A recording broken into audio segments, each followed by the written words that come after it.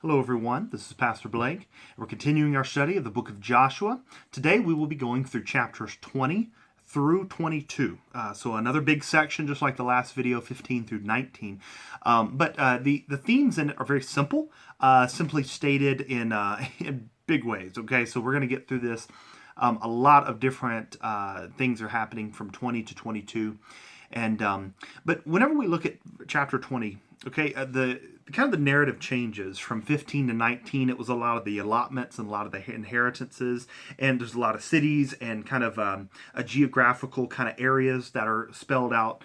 And that's why we kind of did all of that at once, because it's really one thought, just a lot of things happening.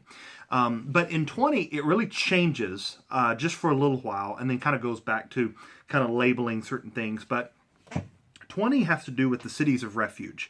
And that's it. That's all there is to it. There's only 9 verses in chapter 20. And the cities of refuge was an interesting concept that really has to have a little bit of explaining to understand the concept, and then it makes a lot of sense why they would have them. Joshua set up them in verses 1 through 6. It says, "Then the Lord said to Joshua, say to the people of Israel, appoint the cities of refuge, of which I spoke to you through Moses, that the manslayer who strikes any person without intent or unknowingly may flee there. They shall be for you a refuge from the avenger of blood." Now, right there, it seems as though whenever we look at the subject matter, we see that there's a few things it says in verse 2. It says, which I spoke to you through Moses. Now, whenever you look at something like that in the Bible, they're basically making a reference back to what they just talked about. There's something that Moses has already talked about as the cities of refuge, and he's making a reference back to that thought. The Old Testament, New Testament are replete with these kind of moments like this when they're referencing back to something else. Well, that's a real reference. So whenever you see these things, especially, for instance, like Romans, in the book of Romans, Paul goes back to many, many references. Galatians, he goes back to references. You'll see those throughout the New Testament as well as the Old. But they'll reference back to something. You can go back there and look at that reference, whatever it may be. So I encourage you to do that. So what we're going to do is some of the references, we'll put these down in the description. Exodus chapter 21, verses 12 through 14. Numbers chapter 35, verses 9 through 34. And Deuteronomy chapter 19, verses 1 through 13. I'll put those down in the description. And but we're going to read just a little bit of the Exodus one. It's only 2 verses. Whomever strikes a man that he dies, whoever strikes a man so that he dies shall be put to death. But if he does not lie in wait for him, but God let him fall into his hand, then I will appoint for you a place to which he may flee. But if a man willingly attacks another to kill him by cunning, you shall take him from my altar that he may die. So this is the idea that they're trying to speak about, that these cities of refuge was basically a place that if you accidentally killed someone. Now, it's odd that there's a big section about this because it seems like that's a little hard to do. However, it's simply a rule that we have to follow, and that's given to us in the Bible. But if you accidentally, in ancient times, if you accidentally killed someone, I don't know how you would, but it said like if a board comes and hits them, or if a sickle flies off and hits them, if you accidentally kill someone, there are these cities that they would place in a whole bunch of different areas around Israel, around all of the land, in all of the tribes' land. And you could get to this city, and as long as you could get to that city, no one could harm you. That was kind of the rule. Everyone accepted the rule, and you had to follow that rule. And so if you could get to these cities, you were not to harm these people. And this was also for people that were just visiting the land. If no one wanted to live with them or stay in their land, you could go to these cities of refuge, and people going through the land could stay there. Anyone who accidentally killed someone could stay there.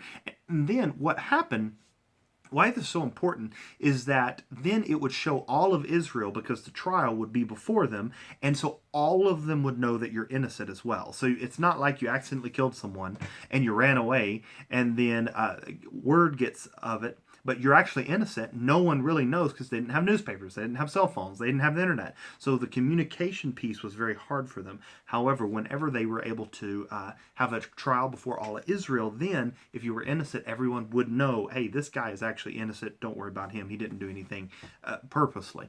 And so that's the idea of the cities of refuge. You can read about it more in Numbers 35 and then Deuteronomy. We actually see Numbers 35 is actually the big example and explanation of it. So it gives you all the details. And Deuteronomy 1 through 13, it really talks about the laws concerning those cities, kind of how you was supposed to react to people in those cities. So great resource. I encourage you to go back through it. Once again, I'll put them in the description. And so one thing that it shows is like, well, why would this need to even be a thing? Why didn't you say, oh, hey, I was innocent? Well, part of it is an eye for an eye. We see that as a principle that goes back in Old Testament times. And these people were not just billions of people at this time like we have on our earth. Okay, these a couple million people for sure. However, your clan and your family meant a lot to you. Although all of Israel meant a lot to each other, however, your clan, your family were very special, just like they are nowadays. And so you would want justice to be done. God demands justice on every part.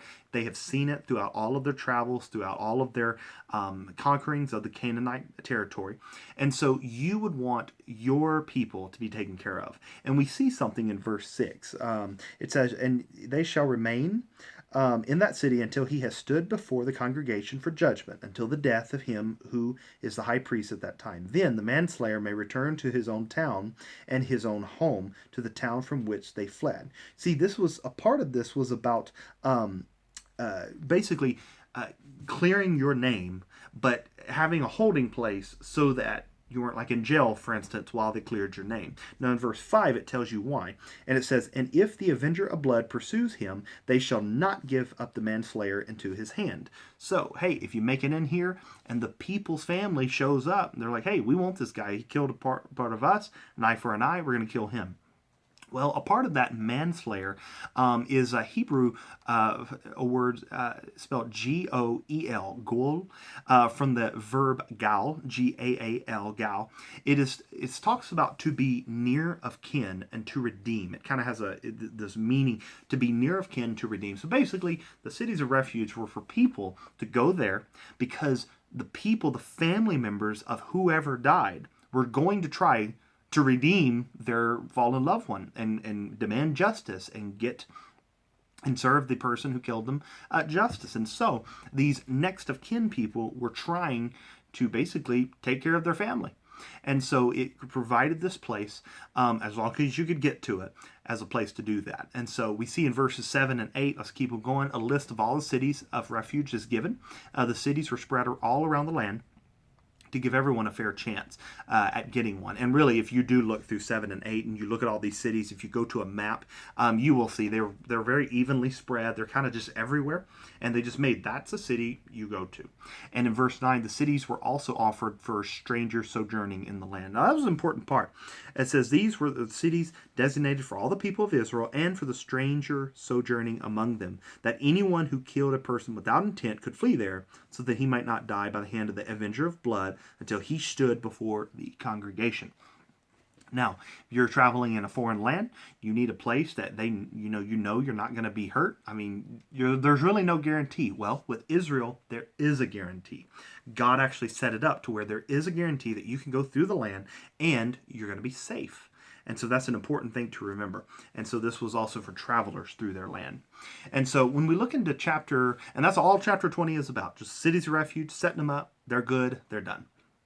So now in chapter 21, when you keep on going, in verses 1 through 3, we see even though there was no land directly given to the Levites, we're kind of going back to the inheritances now, no land directly given to the Levites, they had to live somewhere. Obviously, people have to live somewhere. The Levites were given specific cities to live in and training for their priestly duties and their temple duties and stuff.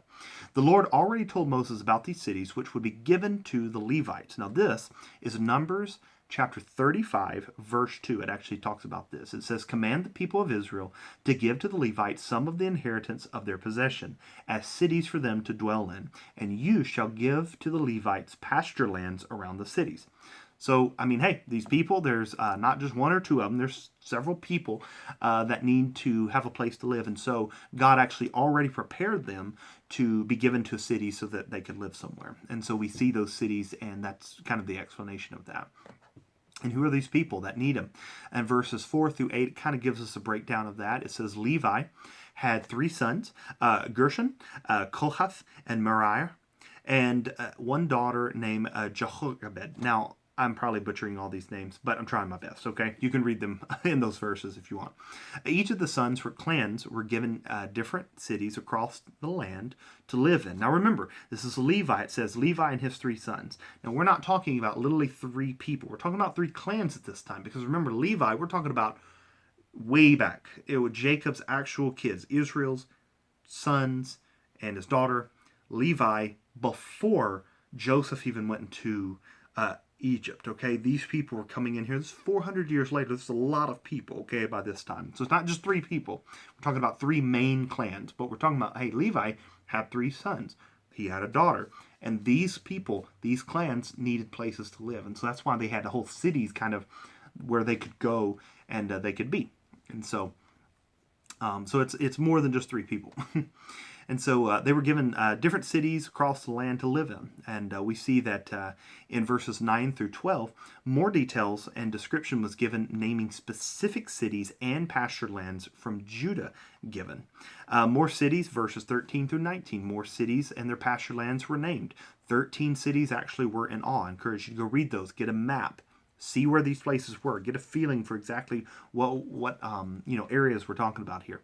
In the verses 20 through 26, we see the other cities given to the Kohathanites were named. Kohathan, actually one of Levi's sons, the Kohathanites, were named. Some were in Ephraim, Dan, half-tribe of Manasseh. So Levi's sons, the three sons, and their tribes now, because it's 400 years after the whole Egyptian thing and all that, 440 something years, because 40 years in the desert. So all of these people were now here needing these places to stay. So they spread out. Kohathans were around Ephraim, Dan, and half-tribe Manasseh. And so we know that they were there. And then his other son, Gershon, in verses 27 through 33, the Gershonites were given land all across the promised land, including cities of refuge and pasture lands. These tribes' land given from was the half-tribe Manasseh, Issachar, Asher, and Naphtali. So we have four different tribes giving up some of their land and some of their cities for the Gershonites, one of other Levi's sons, which would have been a clan by now. And then his last son, Merari, we see the Merarites were given cities of Zebulun, Reuben, and Gad in verses 34 through 40. So his third son was given some cities in Zebulun, Reuben, and Gad. So they tried to spread them out a little bit, so they had kind of Levites a little bit everywhere. And but then verses 41 through 42, all three of the Levite clans added up to being given 48 cities, including pasture land. So they had a lot of cities that they were living in and dwelling in. They're growing, they're having kids, they're creating life for themselves in this new promised land. And so they were kind of spread out to, so they wouldn't be all in one group, because Levi wasn't getting anything, really. He wasn't given any of their own allotment to land, and so God gave them cities instead of necessarily just a big old sum of land like he did the other tribes and the sons of Israel. So, and in verses 43 through 45, we see the Lord did what he said he would do. There was no enemy able to stand up to the Israelites. There was a time of peace in the land. And honestly, after all of this said and done, it would have been amazing to have a moment just to be like, okay, we're going to go set up shop. We're going to go set up our houses. We're going to be a people group in our own land. We're going to possess it. We're going to take care of it. God has given it to us. He's finally gotten us to that place that he told Abraham about so long ago. And so it's a powerful word at the very end. Not one word of all the God promised that the Lord had made to the house of Israel had failed. All came to pass. And so now we do say that God's promises were complete, okay? Now, we do see, remember when he says, different tribes back in the last video, it says, a few of them weren't able to drive out all of the people. Well, God's promises was fulfilled by helping them. However, it doesn't mean they actually fulfilled everything that God told them to do. Those are two very different things, so don't get them mixed up. God can promise and do his end of the bargain, but we can maybe not fulfill exactly what he told us to do. And so you do see some of these people didn't run off every single person out of the land. They used some of them for forced labor. And we know God told them to get everyone out of the land because you start intermingling with them, you'll start intermarrying with them, and they were going to turn you away from me, which eventually we know they did. That's why the Babylonian captivity started, and that's why Jeremiah said, look, you've turned your face away, Israel. I mean, you've turned away from your Lord God. So that's kind of what's happening. So, but we have to look way back here to see that God did fulfill his end of the bargain, but Israel didn't necessarily drive out every single person that they were supposed to. They kept a few, even though forced labor, but we'll see that later on. And so, but there was finally peace in the land. There was finally a point where they could just stop and they could be a people and God could be their God. And so that's chapter 21. Now, when we go into chapter 22, we keep on going back to a little bit more of the allotments and just very specific people we're talking about. In verses 1 through 6, we see the Reubenites, the Gadites, half-tribe Manasseh, all kept their oaths to help the conquest of Canaan, which they did. They helped them conquest, and now they need to go back to their land because they need to go possess it. Remember, they had land on the other side of the Jordan, not in the promised land, and so they had to go back to go claim their land. Moses had already given their portions of the land beyond the Jordan. That's talked about several times in Joshua by now. You know that for a fact. And Joshua instructed them to go back and possess their land, but to make sure to keep all the commandments. He said, hey guys, look, you're good. Thank you for helping us. You did exactly what you said you were going to do. You were supposed to do. Moses did give you land. Now go take possession of it. However, you need to follow the Lord your God. Don't be straying away. Don't get over there in the land that's not the promised land and start serving other gods. Serve the Lord your God. And so verses 7 and 9, we keep going. The three tribes traveled back to their land with their possessions. Hey, nothing to that. But then all of a sudden, something happens. In verses 10 through 12, before the three tribes passed back over the Jordan, they made a large altar which made Israel think they had turned their back on God. Israel prepared to destroy them for turning their backs on God. They said, oh my word, these people, we just told them, they just saw all the miracles of God, all the warnings of God, and how he fought with us, and immediately they turn their backs on God. And immediately, they're not doing what the Lord God had told them to do. So you know what? We're going to destroy them before they get bigger, before they get across that Jordan. It's going to be a lot harder for us to get them going across the Jordan. We need to destroy them right now because they turn their backs on God, and we need to go. Let's go, let's go, let's go. And so you see this escalation of a lot of their intentions. Hey, brothers, just make sure to follow the Lord. They see an altar being built, we're going to destroy them all. I mean, it's crazy how they elevated just that feeling, that emotion so much. However, they knew they had to follow the Lord God. They had to. They had to make sure that these people were following the Lord and that they were doing right. Because every time in the past, here's a thing to remember, every time in the past, they were constantly being tested because like Achan didn't follow the Lord their God. He didn't do what they said, and 36 people died.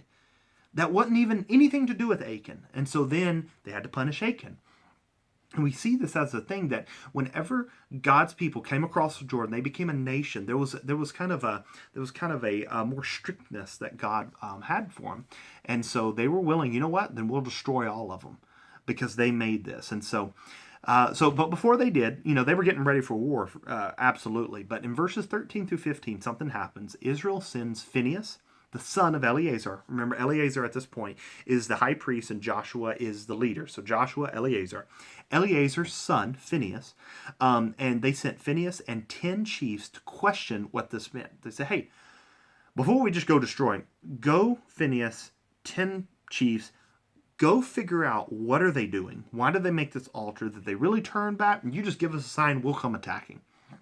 And so verses 16 through 20 of chapter 22, Israel questions if they had turned their back on God and have fallen away. Israel had not cleansed themselves from a previous sin and was ready to avenge the Lord for their rebellion. Israel understood if they turn away from the Lord, they would judge the entire nation, not just those tribes. Because hey, guys, even if they're on the other side of the Jordan, God judged us for one man, Achan. He's going to judge all of us. So we need to go to take care of this before God judges all of us for these three tribes making this altar to some god, I guess. Well, it turns out they really weren't doing that at all. They were making a altar to remind Israel in the promised land and remind Israel in the non-promised land, the three tribes, 3.5 tribes, 2.5 tribes, that those two people were linked together. And this altar was meant to be a witness to them that, hey, we're all still one family, even though we're over here across the river and you're over here across the river. And so, verse 16 through 20, Israel questioned them. They said, hey, have you turned away? Verses 21 through 25, the three tribes explained that this was not a breach of their commitment to the Lord. This was to be used as a symbol of their relationship to the other tribes. Verses 26 through 29, this was not an altar for burnt sacrifices or offerings, but a symbol. This was to remind all of Israel later in generations that the three tribes, although separate, are still a part of the larger Israel, in which they are. In verses 30 through 31, we see when the three tribes explained themselves, Phinehas and the other, the 10 chiefs that were with him, Phinehas and the other 10 chiefs, and the others were okay with this, okay? He said, oh, okay, absolutely, I get it. Faith in the tribes dedicated to the Lord was increased and confirmed, it says. Verses 32 through 33, it says, Phinehas returned to Israel, explained the situation, and Israel also approved of the altar. And we see the very last verses 34. It really explains exactly what they were trying to explain. It says, the people of Reuben and the people of Gad called the altar witness, for they said, it is a witness between us that the Lord is God. And so this was a memento that, hey, you people, we're all together. Even though the river separates us, we're still Israel. God has still fulfilled his promises. He has still done what he said he was going to do.